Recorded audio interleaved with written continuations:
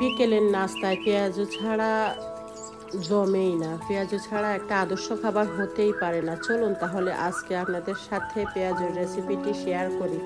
আমি প্রথমে 2 কাপ ছোলার ডাল 2 ঘন্টার মতো পানিতে ভিজিয়ে রেখেছি। এখন আমি ডালগুলো ভালো করে ধুয়ে পানি ঝরিয়ে একটা ক্যাপসুল কাটারে ব্লেন্ড করে নিচ্ছি। ক্যাপসুল কাটারে ব্লেন্ড করলে ডালগুলো একদম মিহি হয় না। পেঁয়াজু বানানোর জন্য একদম পারফেক্ট ডাল যেরকম পাটায় পিষলে যেমন হয় ওই রকম। এখন আমি এখানে দিয়ে দিচ্ছি পেঁয়াজ কুচি, কাঁচামরিচ কুচি, সামান্য হলুদের গুঁড়া, হাফ চামচ আদা বাটা, হাফ চা চামচ রসুন বাটা, 1/3 কাপ চাউলের গুঁড়া, হাফ চা চামচ মরিচের গুঁড়া দিয়ে দিচ্ছি লাস্টে একটু ঝাল হওয়ার জন্য।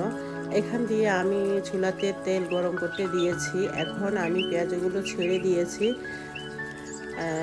এরকম সাইজে, খুব বেশি বড় না খুব বেশি ছোট না। চালের গুঁড়া দিলে হয় পেঁয়াজগুলো খুব মশমশা হয়, খেতে খুবই ভালো লাগে।